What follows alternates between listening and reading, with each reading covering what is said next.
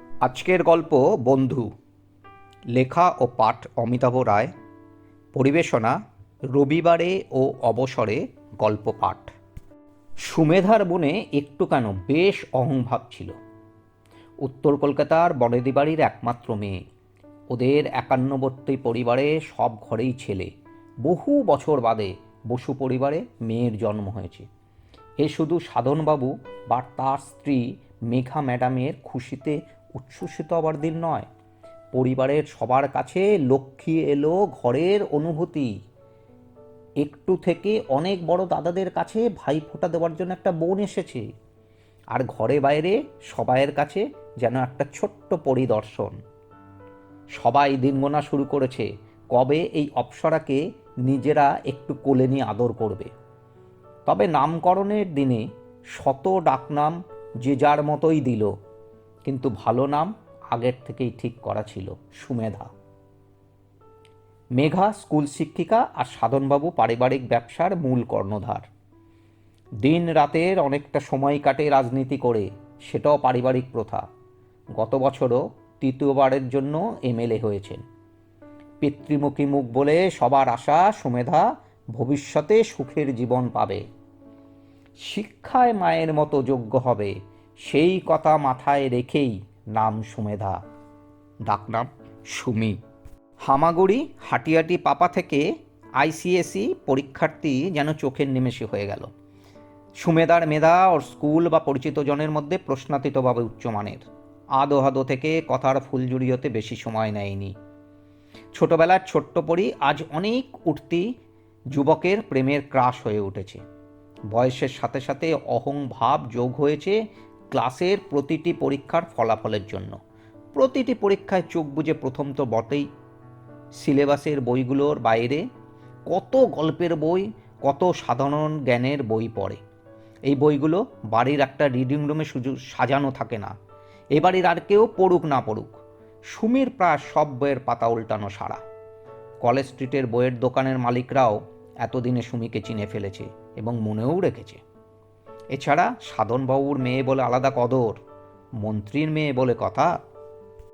পরীক্ষার ফলাফল যেদিন বেরোলো, বসবাড়িতে যেন সমস্ত এলাকার মানুষ হাজির। মোবাইল, হোয়াটসঅ্যাপ, ফেসবুকে শুভেচ্ছার ঝড়। মিষ্টি ক্যাডবেরি এসেছে যেন 1 মাস ধরে খেতে পারবে। উপহারের মোড়ক খুলতেই 1 সপ্তাহ অনায়াসে কেটে যাবে। সাধনবাবুর টুপিতেও আরেকটা পালক জুড়েছে। উনি আজ অনেকের কাছে সুমেধা বা সুমির বাবা। উনি খুবই আনন্দিত আর গর্বিত। মেঘার যেন সাবাসি পেয়েছে শিক্ষিত সমাজের কাছ থেকে। সত্যি গর্ব করার মতন নম্বরগুলো মার্কশিটে জলজল করছে। কয়েকদিন বাদে মাধ্যমিকের ফলাফল বেরোলে প্রতি বছরের মতন কৃতী ছাত্রছাত্রীদের সংবর্ধনার উৎসব হলো উত্তর কলকাতায়। এর মধ্যে একজন তপন সরকার মাধ্যমিকে শুধু জেলাতেই প্রথম নয়, রাজ্যে প্রথম 10 জনের মধ্যেও একজন।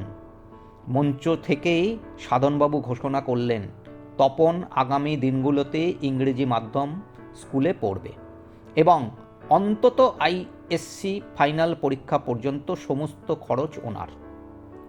ওই স্কুলেই তো গত 10 বছর ধরে সুমেধা একদম প্রথম সারির ছাত্রী। দেখতে দেখতে আরও একটা বছর কেটে গেছে। 11 ক্লাসের ফলাফল বেরোতেই বসবাড়িতে আলোড়ন শুরু হলো। সুমেধার 10 বছরের ধরে রাখা প্রথম স্থানটা তপন দখল করে নিয়েছে। অবশ্য সুমেধা ঘাড়ের কাছে নিঃশ্বাস ফেলছে শুধু নয়, একেবারে মাথাটা চিবিয়ে খেয়ে ফেলতে চেয়েছে। বাংলা স্কুলে পড়ে আসা ছেলে, ভালো করে ইংরেজিতে কথা বলতে পারে না, স্কুল ড্রেস পরিষ্কার কিন্তু কোঁচকানো, সবসময় মাটির দিকে তাকিয়ে কথা বলে, সেই ছেলে আজ পরীক্ষার নম্বরে টপকে গেল। সুমির ভালো মন যেন বারবার ওকে মেনে নেবার কথা বলে যাচ্ছিল, আর একটা মনে যেন হাজারো ঈর্ষা। 2 রাত্রি ভালো করে ঘুম নেই, চেহারাও উদাসী হয়ে গেছে। রাত্রে খাবার টেবিলে বাবা বললেন, দেখো তোমার থেকে তপন কি করে বেশি নম্বর পেল, ওকে জিজ্ঞেস করো। ও আলাদা কি বই পড়ে, সেই বইগুলো কিনে পড়ো। মা বললেন, আইসিএসিতে অনেকেই তোমার থেকে বেশি নম্বর পেয়েছিল, তখন তো তুমি এত ভেঙে পড়োনি। তখন তুমি তোমার গণ্ডির মধ্যে প্রথম হয়েই সন্তুষ্ট ছিলে। এখন তোমার পাশের কেউ তোমার জায়গায় দখলদারি করে নিল বলে দুঃখ হচ্ছে? আচ্ছা, ওকে তো তোমার বাবাই এখানে নিয়ে এসেছিলেন। তোমার এটা মনে হচ্ছে না তো উনি খাল কেটে কুমির নিয়ে এসেছেন? এত প্রশ্নে সুমি দিশেহারা। মা বললেন, তুমি তোমার চেয়ে ভালোর সাথে বন্ধুত্ব করো, তাহলে তার সাথে দ্রুত এগোতে পারবে। মেঘা সুমির মাথায় হাত বুলিয়ে অনেকক্ষণ আদর করলেন। বাবা ওকে উৎসাহ দিলেন। আরও সপ্তাহ দুয়েক কেটে গেছে। স্কুলে তপনের চাহিদা বেড়েছে। সহপাঠীরা কঠিন প্রশ্নের উত্তর জিজ্ঞেস করছে। সুবেদা কোনো উত্তর দিতে না পারলে শিক্ষক শিক্ষিকারাও তপনকে বোর্ডে পেন দিয়ে সমাধান করে দিতে বলছেন। তাৎক্ষণিক এবং সরলভাবে বোঝানোর পদ্ধতিটাও জানে। সুমেদার কাছে এই মুহূর্তগুলো জীবনের অজানা এক কঠিন অধ্যায়। এই সময় সহপাঠীরা ঘাট গড়িয়ে বা আর চোখে তাকালে অস্বস্তিবোধের সাথে সাথে তীব্র ঈর্ষায় জ্বলেছে। আবার কোনো সময় তপনের না জানা উত্তর বলে দিতে পারলেই পুরনো মন ভালো হওয়া সময়গুলো যেন ফিরে পেয়েছে। তপন স্কুলের লাইব্রেরি থেকে অনেক বই নিতে পেরেছে। বন্ধুরা, ইদানিং কিছু বান্ধবীও কয়েকদিনের জন্য বিশেষ রেফারেন্স বই ধার হিসেবে দিয়েছে। তবে তপন কোনোদিন কাউকে ওর বাড়ি নিয়ে যায়নি, এমনকি কেউ যেতে চাইলেও এড়িয়ে গেছে।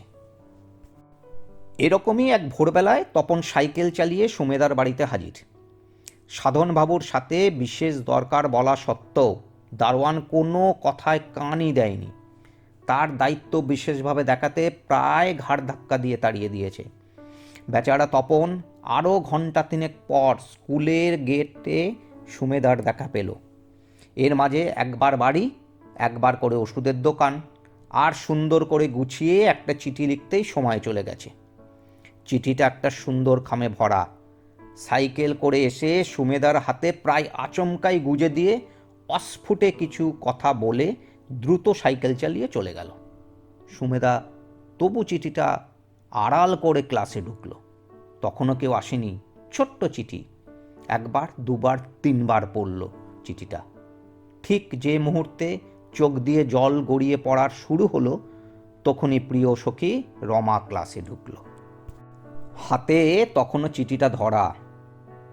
আর সব সহপাঠীরা একে একে বা দল বেঁধে ক্লাসে ঢুকছে। রমার কৌতূহলী হরেক প্রশ্নের উত্তরে সুমেদা কাঁদতে কাঁদতে শুধু দুটো শব্দ বলতে পেরেছে, চিঠি আর তপন। রমা ততক্ষণে দুয়ে দুয়ে চারের অঙ্ক মুখে মুখেই কষে ফেলেছে। সুমেদার কোনো বাধা না শুনেই চিঠিটা নিয়ে দৌড়ে চলে গেল। ততক্ষণে সুমেদাকে সবাই ঘিরে ধরেছে। রমা সোজাসুজি চিঠিটা প্রিন্সিপাল ম্যাডামের হাতে দিল। পড়তে পড়তে ওনার চোখটা ভিজে উঠতে লাগলো। রমা পরিস্থিতি ঠিক মতন অনুধাবন করতে পারছিল না। ম্যাডাম ল্যান্ডলাইন থেকে একটা ফোন করলেন। কিছুক্ষণ বাদে বলা শুরু করলেন, সাধনবাবু নমস্কার। তপন মানে তপন সামন্ত সুমেদাকে একটা চিঠি দিয়েছে, সেটা আমার হাতে এসেছে। না না, আপনাকে উত্তেজিত হতে হবে না। তপনের বাবা খুবই অসুস্থ। ওর মা আপনাদের বাড়িতে রান্না করে, সেটা আপনারা কেউই জানেন না। ওর মা কয়েকদিন কাজে যেতে পারছে না বলে লোক মারফত জানিয়ে ওনাকে কাজ থেকে ছাড়িয়ে দিয়েছে। তপন আজ সকালে আপনাদের বাড়িতে গিয়েছিল সব কিছু জানাতে, কিন্তু আপনার দারোয়ান শুধু তাকে তাড়িয়ে দেয়নি, আপনাদের কুকুর লেলিয়ে দিয়েছে। ঠিক আছে, আপনি আসুন, তখনই সব কথা হবে। ম্যাডাম রমাকে ক্লাসে চলে যেতে বললেন, আর এ ব্যাপারে কোনো কথা কাউকে যেন না বলে সে বিষয়ে ভালো করে বলে দিলেন। 15 মিনিটের মধ্যে সাধনবাবু সস্ত্রীক হাজির। প্রিন্সিপাল ম্যাডাম ওনাদের সসম্মানে বসালেন। এবার বললেন, তপনের আপনাদের কাছে একটা অনুরোধ ছিল। ওর বাবার হার্টের ভীষণ অসুখ, সারানোর কোনো সামর্থ্যও নেই। রাজমিস্ত্রির কাজ করতে পারেন না অনেক দিন। ওর মা রান্নার কাজ করেই সংসার চালান। আপনারা যদি ওর মাকে পুনর্বহাল করেন আর ওর বাবার চিকিৎসার জন্য সরকারি বন্দোবস্ত করে দেন, তাহলে ও চিরকৃতজ্ঞ থাকবে। সাধনবাবু কিছু বলতে গেলেই থামিয়ে দিয়ে ম্যাডাম বললেন, জানি জানি, আপনি এখনই সব কিছু সুষ্ঠু সমাধান করে দেবেন। তার আগে নিজেই চিঠিটা দেখুন। বেয়ারার সাথে সুমেধা চিঠি নিয়ে ঘরে ঢুকল। চিঠিটা পড়ে সস্ত্রীক সাধনবাবু সঙ্গে সঙ্গে তপনের বাড়ি যাওয়ার জন্য উঠে দাঁড়ালেন। এবার সুমেধা আর ম্যাডামও সঙ্গে যেতে চাইলে সবাই মিলে গাড়ি করে খালপাড়ের বস্তিতে হাজির। আসার সময়ই হাসপাতালে খবর দিয়ে অ্যাম্বুলেন্স পাঠিয়ে দিয়েছিলেন। সুমেধা গিয়ে তপনের হাতটা ধরল। এই প্রথম ওকে ভালো করে দেখল বলা যায়। ওর ভেবাচাকা খাওয়া চোখেও কৃতজ্ঞতার ভাষা পড়তে পারল।